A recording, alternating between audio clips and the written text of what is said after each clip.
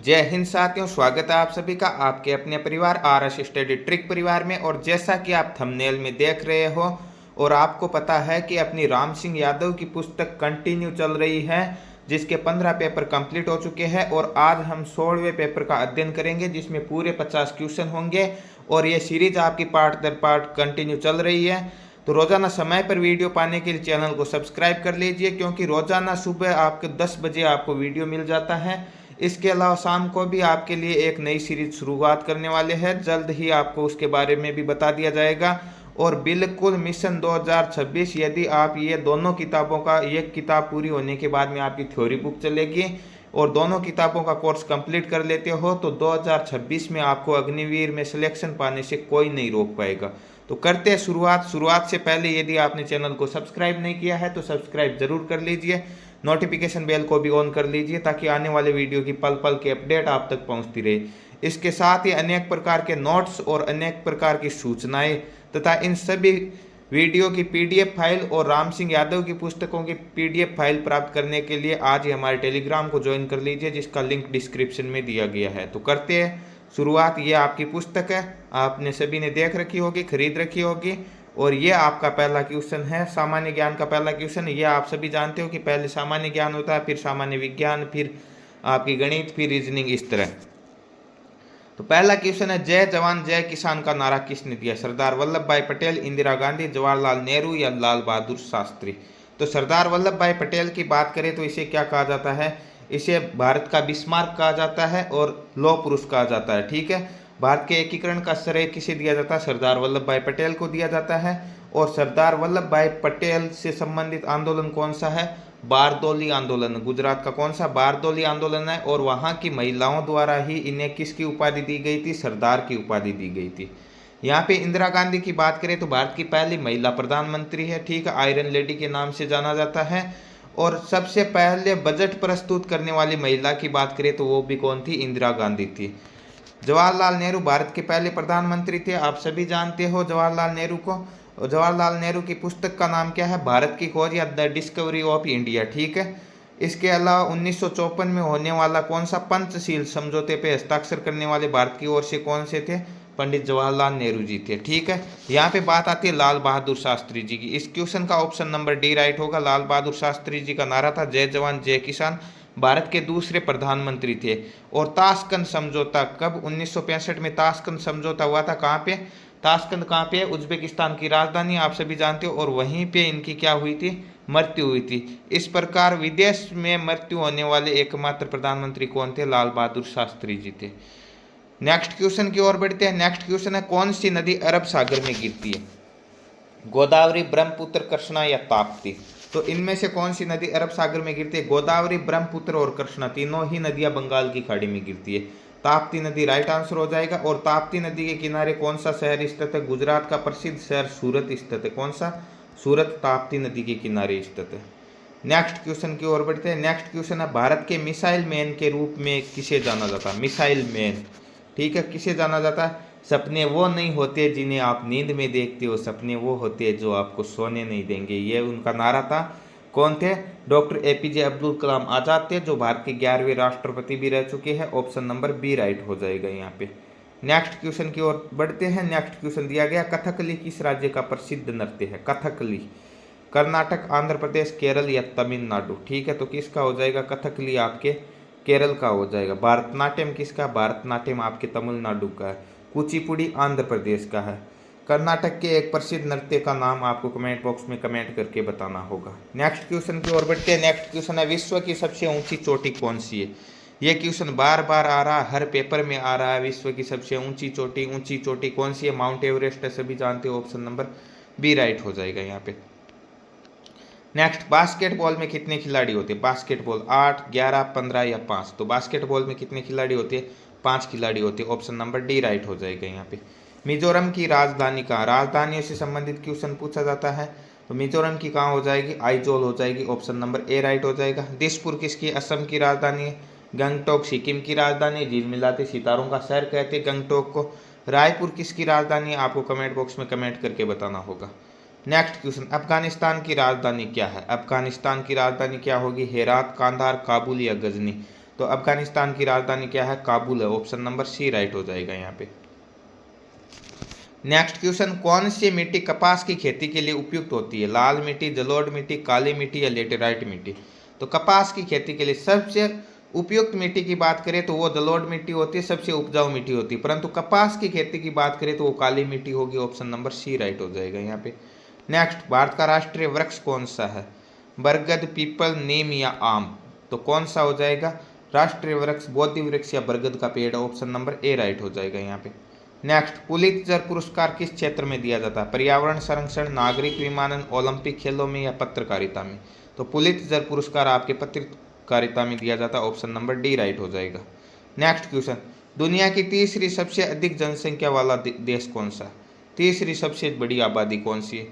सबसे बड़ी आबादी वाला देश कौन सा है? चीन था, है नहीं था, अब कौन है? अब हमारे अथक प्रयासों से बात होगा, ठीक है, जल्द ही आंकड़े आने वाले हैं आपके सामने। तो यहाँ पे तीसरा कौन सा हो जाएगा? संयुक्त राज्य America. Option number C right हो जाएगा यहाँ पे। नेक्स्ट क्वेश्चन, राफेल नडाल के बाद स्पेन के ऐसे कौन से युवा खिलाड़ी आए हैं जो सबसे कम उम्र में ग्रैंड स्लैम जीत रहे हैं? तो कौन से खिलाड़ी है ये? आपके कार्लोस अल्कराज है। ऑप्शन नंबर बी राइट हो जाएगा यहाँ पे। नेक्स्ट क्वेश्चन, ग्रैंड मास्टर का संबंध किस खेल से? टेनिस, शतरंज, क्रिकेट या गोल्फ? तो ग्रैंड मास्टर का संबंध किससे है? शतरंज से। ऑप्शन नंबर बी राइट हो जाएगा। गिरवन कहाँ स्थित है? गिरवन आपके गुजरात में स्थित है। ऑप्शन नंबर ए राइट हो जाएगा यहाँ पे। तो ये थे जीके के 15 मोस्ट इंपॉर्टेंट क्वेश्चन। अब हम चलते हैं सामान्य विज्ञान के प्रश्नों की ओर, साइंस के मोस्ट इंपॉर्टेंट क्वेश्चनों की ओर। साइंस का पहला क्वेश्चन है, मानव शरीर की सबसे छोटी हड्डी कौन सी होती है? सबसे छोटी हड्डी होती है आपकी कान में होती है। कौन सी? स्टेपिच। ऑप्शन नंबर ए राइट हो जाएगा यहाँ पे। नेक्स्ट क्वेश्चन, डीएनए का पूर्ण रूप क्या है? डीएनए का पूर्ण रूप क्या हो जाएगा? डीऑक्सी राइबो न्यूक्लिक अम्ल हो जाएगा, ठीक है। ऑप्शन नंबर सी राइट हो जाएगा यहाँ पे। नेक्स्ट, रिकेट्स किस विटामिन की कमी से होता है? रिकेट्स किस विटामिन की कमी से होता है? विटामिन सी की कमी से कौन सा होता है? स्कर्वी रोग होता है। विटामिन ए की कमी से कौन सा होता है? रतौंधी रोग होता है। विटामिन बी की कमी से कौन सा रोग होता है? ये आपको कमेंट बॉक्स में कमेंट करके बताना है। और विटामिन डी की कमी से कौन सा होता है? रिकेट्स रोग होता है, जिसे अस्थि मर्दुता कहते हैं। ऑप्शन नंबर सी राइट हो जाएगा। नेक्स्ट क्वेश्चन, निम्न में से कौन सी एक अंतःस्रावी ग्रंथि नहीं है? अंतःस्रावी ग्रंथि नहीं, एड्रिनल, प्यूस, लार या थायराइड? तो कौन सी नहीं है? लार ग्रंथि नहीं है। ऑप्शन नंबर सी राइट हो जाएगा। बाकी सभी अंतःस्रावी, लार ग्रंथि बहिस्रावी ग्रंथि। नेक्स्ट, वाहनों में साइड मिरर के रूप में कौन सा दर्पण प्रयोग होता है? साइड मिरर के रूप में किस दर्पण का प्रयोग किया जाता है? वाहनों में उत्तल दर्पण का प्रयोग किया जाता है। ऑप्शन नंबर ए राइट हो जाएगा। नेक्स्ट क्वेश्चन है, निम्न में से कौन सा विलयन विद्युत धारा का प्रवाह नहीं करता? कौन सा विलयन नहीं करता? कॉपर सल्फेट करता, बिल्कुल, सिल्वर नाइट्रेट करता, लवणित जल करता, शुद्ध जल नहीं करता। ऑप्शन नंबर डी राइट हो जाएगा यहाँ पे। नेक्स्ट, इंद्रधनुष किस कारण बनता है? इंद्रधनुष पूर्ण आंतरिक परावर्तन के कारण बनता है। तो ऑप्शन नंबर बी राइट हो जाएगा, प्रकीर्णन और पूर्ण आंतरिक परावर्तन। नेक्स्ट क्वेश्चन, गैसों में से कौन सी गैस हंसाने वाली गैस के रूप में जाना जाता है? हंसाने वाली गैस कौन सी होती है? N2O, जिसका फॉर्मूला है nitrous oxide. Option number B right हो जाएगा यहाँ पे। नेक्स्ट क्वेश्चन, पराबैंगनी किरणें वायुमंडल की किस परत द्वारा अवशोषित होती है? पराबैंगनी किरणें किस मंडल द्वारा अवशोषित होती है? आप सभी जानते हो ओजोन मंडल द्वारा होती है। और ओजोन का सूत्र क्या होता है? ओजोन का सूत्र O3 होता है, ठीक है। यह सूर्य से आने वाली हानिकारक पराबैंगनी किरणों से हमारी रक्षा करती है, क्योंकि ये इन्हें अवशोषित कर लेती है। और ओजोन को नष्ट करने वाली गैस कौन सी है? CFC है, जिसे हम क्या बोलते हैं? क्लोरोफ्लोरोकार्बन गैस बोलते हैं। नेक्स्ट क्वेश्चन, सोने की शुद्धता किस में मापी जाती है? सोने की शुद्धता आप सभी जानते हो कैरेट में मापी जाती है। ऑप्शन नंबर बी राइट हो जाएगा। और सबसे शुद्ध सोना कितने कैरेट का माना जाता है? 24 कैरेट का माना जाता है। परंतु आभूषण बनाने के लिए कितने कैरेट का यूज किया जाता है? 22 कैरेट का यूज किया जाता है। 24 कैरेट से आभूषण नहीं बना सकते। नेक्स्ट क्वेश्चन, कौन सा ऊष्मागतिकी रूप से कार्बन का सबसे स्थिर अपर रूप है? कार्बन के अपर रूप कौन कौन से? ग्रेफाइट, हीरा और फ्लोरीन, ये तीनों क्या कार्बन के अपर रूप है, ठीक है। परंतु ऊष्मागतिकी रूप से स्थिर अपर रूप कौन सा होगा? Graphite. Option number A right हो जाएगा यहाँ पे। नेक्स्ट क्वेश्चन, विद्युत धारा प्रवाहित होती है, किस प्रकार प्रभावित होती है? विद्युत धारा आपके उच्च विभव से निम्न विभव की ओर प्रवाहित होती है। ऑप्शन नंबर सी राइट हो जाएगा। नेक्स्ट क्वेश्चन, मानव शरीर की सबसे बड़ी ग्रंथि कौन सी? सबसे बड़ी ग्रंथि की बात करें तो वो कौन सी हो जाएगी? यकृत मानव शरीर की सबसे बड़ी ग्रंथि, ऑप्शन नंबर डी राइट हो जाएगा, लीवर जिसे कहते हैं। नेक्स्ट, मनुष्य के मुंह में कितने दांत होते हैं? ये आप सभी जानते हो, ठीक है, 32 दांत होते हैं, 32 ही बोलते हैं, ऑप्शन नंबर ए राइट हो जाएगा। बॉक्साइट किसका आयस्क है? बॉक्साइट आपके जिंक या जस्ते का आयस्क है, ऑप्शन नंबर बी राइट हो जाएगा यहाँ पे। तो ये थे साइंस के 15 मोस्ट इंपॉर्टेंट क्वेश्चन। अब हम चलते हैं गणित के प्रश्नों की ओर। गणित का पहला क्वेश्चन आपकी स्क्रीन पर दिया गया आपके सामने। औसत का क्वेश्चन है। 16, 17, 19, 20 और 24 का औसत ज्ञात करो। तो औसत का सूत्र क्या होता है? राशियों का योग बटा राशियों की संख्या। तो राशियों का योग करते हैं, योग हो जाएगा 16 + 17 + 19 + 20 + 24। संख्या कितनी है? 1, 2, 3, 4, 5 राशि है तो 5 का भाग देना। अब इन्हें जोड़ लेते हैं। 16 और 17 कितने हो जाएंगे? 33, 33 और 19 52, 52 और 20 72, 72 और 24 96 और 96 में 5 का भाग देना। कितनी बार जाएगा? 19 पंजे 95। एक शेषफल बचेगा, पॉइंट लगाओ, 0 उतारो, 19.2 आ जाएगा। ऑप्शन नंबर सी में 19.2 है, ऑप्शन नंबर सी करेक्ट हो जाएगा।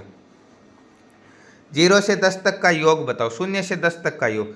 1 से 10 तक का पूछता तो हम क्या कहते हैं? प्रथम 10 प्राकृतिक संख्याओं का योग है। परंतु शून्य शामिल हो गया तो कौन सी हो गई? पूर्ण संख्या हो गई। और अब ये 10 नहीं रही, 1 से 10 तक 10 तो ये संख्या 1 0 11 हो गई। तो प्रथम n पूर्ण संख्याओं का योग, n प्राकृतिक संख्याओं का योग क्या होता है? n × n + 1/2। और n पूर्ण संख्याओं का योग कितना होता है? n × n - 1/2। तो n कितने हो जाएंगे? 10 और 1 0 कितने हो जाएंगे? 11 × 11 - 1 कितना हो जाएगा? 10/2। 2 के पार्टे से ये 5 बार और 5 से 11 कितने गुणा करेंगे? 11 × 5 = 55, ऑप्शन नंबर डी राइट हो जाएगा। नेक्स्ट, x बराबर 2x - 8/5 है तो x का मान ज्ञात करो। x बराबर दिया गया है 2x - 8/5। तो ये 2x इस और प्लस का उधर जाएगा तो माइनस का, तो 2x में से एक x घटाएंगे, माइनस का x बचेगा क्योंकि 2x माइनस का हो जाएगा, बराबर -8/5। माइनस से माइनस कैंसिल, x बराबर कितना आ गया? 8/5। किस ऑप्शन में 8/5 है? ऑप्शन बी में है, ऑप्शन बी करेक्ट हो जाएगा। Next question, 0.7 + 0.77 + 0.777 + 0.7777। अब आप बोल रहे हो 777 777 7777, क्यों नहीं बोला? इसीलिए नहीं बोला क्योंकि दशमलव के दाईं ओर जितनी भी संख्याएं होती है उन्हें एक एक अंकों में गिना जाता, न कि संख्या में गिना जाता, ठीक है। तो हमें क्या करना? दशमलव की जोड़ करनी है, तो 0.7 है तो 0.7 उतार दी। दशमलव की जोड़ में क्या होता? पॉइंट के नीचे पॉइंट उतरता, तो यहाँ पे पॉइंट उतारो, यहाँ पे 7 उतारा, यहाँ पे 7 उतारा, फिर पॉइंट के नीचे पॉइंट उतारा, यहाँ पे 7 है, यहाँ पे 7 है, यहाँ पे 7 है, फिर पॉइंट के नीचे पॉइंट, 7 7 7 और 7। जहाँ पे कुछ नहीं है वहाँ 0 लिख सकते हो, यहाँ 0 लिख सकते हो, यहाँ 0, यहाँ 0, यहाँ पे 0, यहाँ पे 0, यहाँ पे 0, ठीक है। यहाँ आगे भी 0 लिख सकते हो आप। अब इन्हें जोड़ लेते हैं, ठीक है। जोड़ेंगे तो यहाँ पहले वाले में कितने आ जाएंगे? यहाँ से जोड़ते, यहाँ लिखता हूँ, इसमें कितने हैं? केवल 7 है तो 7 लिख दिए, ठीक है। इसमें कितने हैं? 7 और 7 कितने हो गए? 14 के 4 हो जाएंगे। एक हासिल, 7 7 14 7 21 और 1 कितने हो जाएंगे? 20 20 के कितने हो जाएंगे? 20 के 0 हो जाएंगे। 2 हासिल, 7 चौके 28 और 2 कितने हो जाएंगे? 30, तो 0, पॉइंट के नीचे पॉइंट और यहाँ पे 3, तो 3.0247, ऑप्शन नंबर ए राइट हो जाएगा यहाँ पे। नेक्स्ट क्वेश्चन की ओर बढ़ते हैं। नेक्स्ट क्वेश्चन दिया गया, एक पोल 12 मीटर लंबा है तो उसकी छाया 8 मीटर है। उसी समय दूसरे पोल की छाया 100 मीटर है, तो दूसरे पोल की लंबाई बताओ। 12 मीटर लंबा है तो छाया 8 मीटर है, तो 1 मीटर लंबा होता छाया कितनी हो जाती? 12/8। और 100 मीटर लंबा है तो इंटू 100 से गुणा करवा देंगे। 4 के पार्टे से ये 3 बार कटेगा, ये 2 बार कटेगा, 2 के पार्टे से 150 बार कटेगा, और 50 को 3 से गुणा करेंगे कितने हो जाएंगे? 150। ऑप्शन ए में, ऑप्शन ए करेक्ट हो जाएगा। नेक्स्ट क्वेश्चन, 10 15 20 40 का लसाअ ज्ञात करो। LCM निकालना, LCM निकालना आप सभी को आता है। 10 15 20 और क्या हो जाएगा? 40। अब यदि HCF पूछता तो हम क्या करते? कॉमन रूप से जिसका भाग जाता है उसी का देते। 5 का भाग सभी में जाता है तो 5 का देते पहले। ये इसमें 2 बार, 15 में 3 बार, 20 में 4 बार और 40 में 8 बार।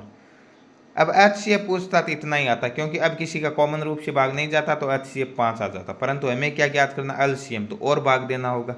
और किसका देते, 2 का देते। इसमें 1 बार, 3 में नहीं जाएगा, 4 में 2 बार, और इसमें कितनी बार जाएगा, इसमें जाएगा 4 बार। ठीक है, फिर 2 का देते हैं, इसमें 1 में नहीं जाएगा, 3 में नहीं जाएगा, 2 में 1 बार और इसमें 2 बार। अब कॉमन रूप से भाग तो नहीं जा रहा, तो हम क्या कर लेते हैं, इन्हें गुणा करा, 3 दूने 6, 6 दूने 12, 12 दूने 24, 24 पंजे 120। तो एलसीएम कितना आ जाएगा, 120 आ जाएगा। ऑप्शन नंबर बी राइट हो जाएगा।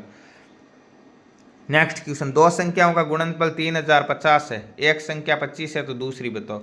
दूसरी मान लेते हैं अक्ष है, तो गुणनफल कितना हो जाएगा, 25 अक्ष बराबर कितना हो जाएगा, 3050, सॉरी 3050। तो अक्ष बराबर क्या हो जाएगा, 25 का इसमें भाग लग जाएगा, 25 एक कम 25, 5 शेषफल बचेंगे, 5 उतार देंगे, 25 दूने 50, 5 शेषफल बचेंगे, 0 उतार देंगे, 25 दूने 50, 122। ऑप्शन नंबर बी राइट हो जाएगा यहाँ पे। नेक्स्ट क्वेश्चन, 1 किलोग्राम चावल का मूल्य 12.50 रुपये है, तो 6 किलोग्राम का मूल्य क्या होगा। 1 का इतना है तो 6 का कितना हो जाएगा, 12.50 इंटू 6, 0, 6 पंजे 30, 6 दूने 12 और 3 15, 6 और 1 7। 1 और 2 से पहले पॉइंट है, 1 और 2 से पहले पॉइंट लगा दो, 75 रुपये हो जाएंगे। ऑप्शन नंबर सी राइट हो जाएगा यहाँ पे। नेक्स्ट क्वेश्चन, क्रय मूल्य और विक्रय मूल्य का अनुपात 4:5 है, लाभ प्रतिशत बताओ। अनुपात 4:5 है, तो मान लेते क्रय मूल्य 4 रुपये, विक्रय मूल्य 5 रुपये, तो लाभ कितना हुआ, 1 रुपये का। किस पे, क्रय मूल्य पे होता है, हमेशा लाभ और हानि क्रय मूल्य पे होती है।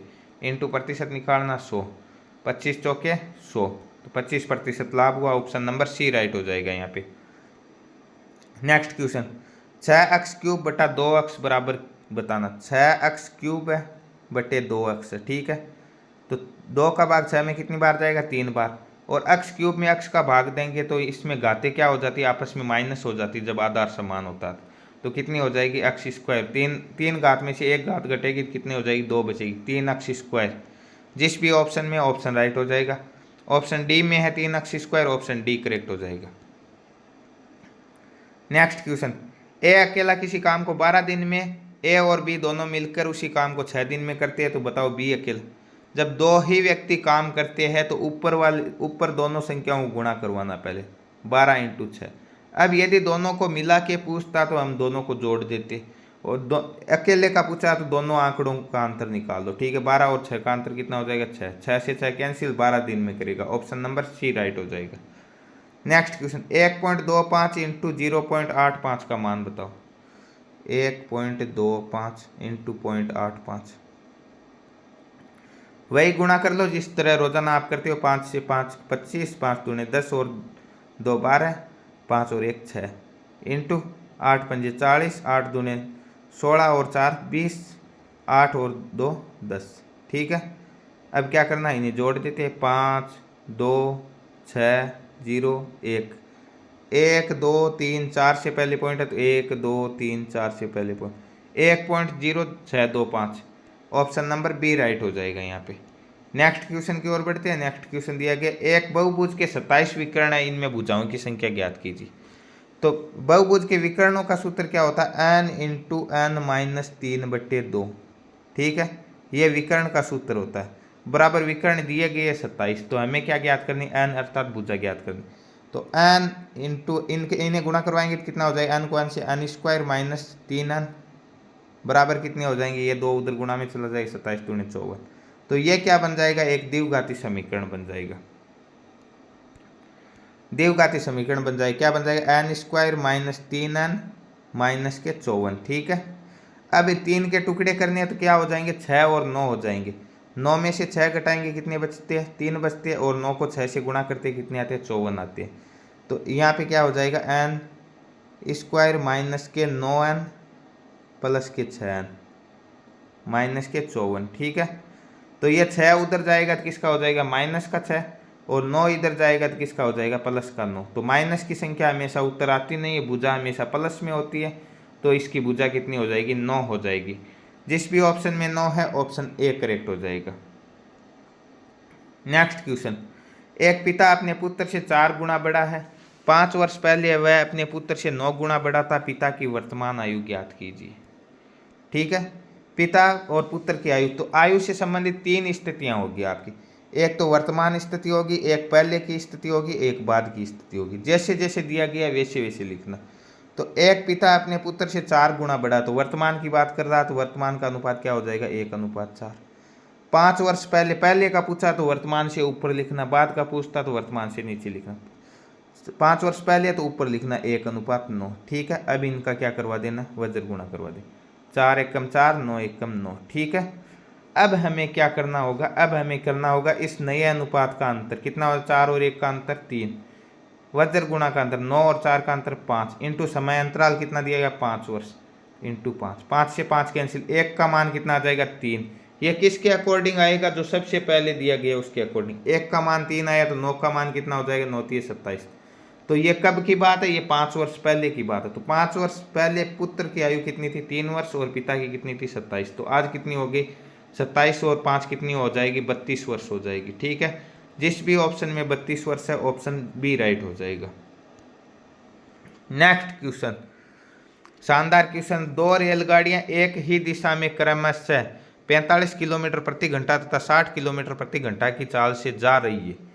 तेज गति वाली रेलगाड़ी धीमी गति वाली रेलगाड़ी से 5.5 घंटे पहले पहुंचती है, कुल दूरी क्या है। शानदार क्वेश्चन है।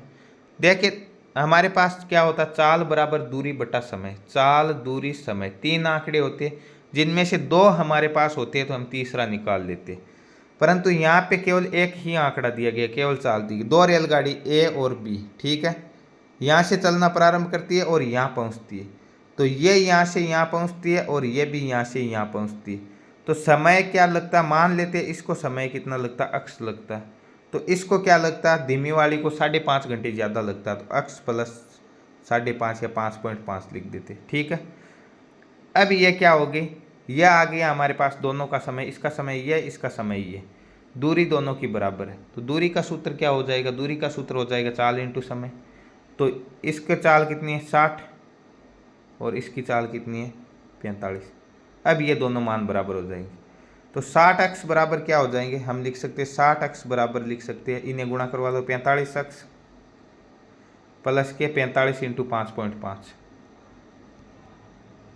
हमारे पास क्या समीकरण निकल कर आ गया, 60 अक्स बराबर 45 अक्स इंटू 45 इंटू 5.5, सॉरी प्लस 45 अक्स प्लस 45 इंटू 5.5। ठीक है, ये 45 अक्स इस ओर आएगा तो माइनस का हो जाएगा, 60 अक्स में से 45 अक्स घटाएंगे 15 अक्स बराबर हम लिख सकते हैं 45 इंटू 5.5। ये क्या निकल कर आएगा, अक्स का मान, अर्थात समय निकल कर आएगा किसका, तेज गति वाली रेलगाड़ी का, क्योंकि हमारे पास समय किसका आएगा, तेज गति वाली रेल, अक्स हमने तेज गति वाली रेलगाड़ी का माना। 15 से 45 3 बार कटेगा और इससे 5 से गुणा करेंगे तो कितना आ जाए, 5.5 से गुणा करेंगे 16.5। तो तेज गति वाली रेलगाड़ी का समय आ गया 16.5 और तेज गति वाली रेलगाड़ी की चाल कितनी है 60। तो दूरी कितनी आ जाएगी 60 इंटू 16.5। यह जीरो काटो और ये पॉइंट हटा दो। 165 को 6 से गुणा करेंगे कितना आ जाएगा 990 किलोमीटर प्रति Howrah. Option number A right हो जाएगा। आशा है ये क्वेश्चन भी आपके आसानी से समझ में आ गया है। तो ये थे आपके गणित के 15 मोस्ट इंपॉर्टेंट क्वेश्चन। अब हम रीजनिंग के प्रश्नों की ओर बढ़ रहे हैं। रीजनिंग का पहला प्रश्न है कि जो संबंध रोटी का गेहूं से है वही संबंध ईंट का किससे। रोटी किससे बनती है, गेहूं से बनती है, तो ईंट किससे बनती है, मिट्टी से बनती है। ऑप्शन नंबर डी राइट हो जाएगा यहाँ पे। नेक्स्ट क्वेश्चन, संख्या में कौन सी संख्या भिन्न है, 19, 47, 89 या 69। तो 19, 47 और 89 तीनों क्या है, तीनों अभाज्य संख्या, जबकि 69 विभाजित संख्या। ऑप्शन नंबर डी राइट हो जाएगा। 69 में 3 का भाग जाता है, पूरा पूरा जाता है, 23 का भाग जाता है। नेक्स्ट क्वेश्चन, यदि किसी कूट भाषा में PALE को 2 1 3 4 और EARTH को 4 1 5 9 0 लिखा जाता है, तो PEARL को क्या लिखा जाएगा। ठीक है, तो यहाँ पे क्या दिया गया है, यहाँ पे सभी का अलग अलग कोड दिया गया, जैसे P का 2 है, A का 1 है, E का 4 है, इसी प्रकार। तो P का कितना दिया गया 2 दिया गया, P का 2 लिख दिया। E का कितना, इसमें E है लास्ट में, इसमें 4 है, इसमें E फर्स्ट में, इसमें 4 है, तो इसमें भी E का कितना लिखना 4 लिखना। ठीक है, अब क्या दिया गया, आगे दिया गया A, तो A का कोड कितना दिया गया 1 दिया गया। ठीक है, और इसके बाद में क्या दिया गया, इसके बाद में दिया गया है आपके R का कोड कितना, इसमें 5 है। और लास्ट में दिया गया एल, एल का कोड इसमें कितना, इसमें 3 है तो इसमें भी 3, तो 2 4 1 5 3 ऑप्शन नंबर बी राइट हो जाएगा। नेक्स्ट क्वेश्चन, यदि किसी कूट भाषा में PRAISC को कुछ कोडित किया गया, RACE को भी इस प्रकार कूट में कोड किया गया, तो आगे लिखा गया प्राइस को किस प्रकार कोड करेंगे। तो P का इसमें क्या लिखा गया, P का इसमें लिखा गया @ तो पहला अक्षर कौन सा आएगा, @ इसमें इन दोनों में @ नहीं है, नहीं होगा, ठीक है।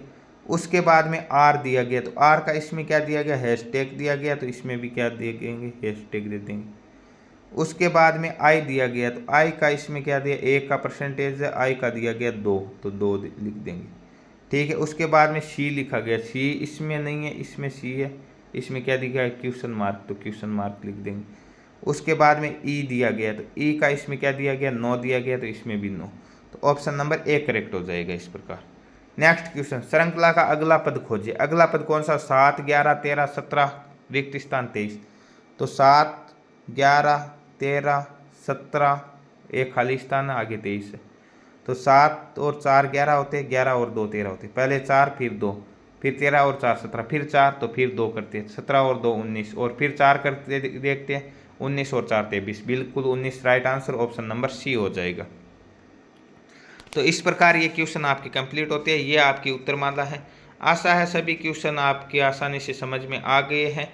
बाकी पेपरों की तुलना में देखें तो आज के पेपर का लेवल थोड़ा अच्छा था, ठीक है, उसमें गणित के क्वेश्चन थोड़े लेवल के थे बाकी वालों में से, ठीक है। तो इस प्रकार ये सीरीज़ आपकी पार्ट दर पार्ट कंटिन्यू चल रही है और ये 16 पेपर आज आपके कंप्लीट है, कल आपके 17वां पेपर आएगा और इस तरह ये रोज़ाना सुबह आपको 10 बजे मिल जाएगी और शाम को भी आपके लिए कुछ अलग शुरुआत करने जा रही है, जल्द ही शुरुआत हो जाएगी। तो रोज़ाना समय पर वीडियो पाने के लिए चैनल को सब्सक्राइब कीजिए, नोटिफिकेशन बेल को ऑन कर लीजिए ताकि आने वाले वीडियो की पल पल की अपडेट मिलती रहे। मिलते हैं नेक्स्ट पार्ट में, तब तक के लिए जय हिंद जय भारत।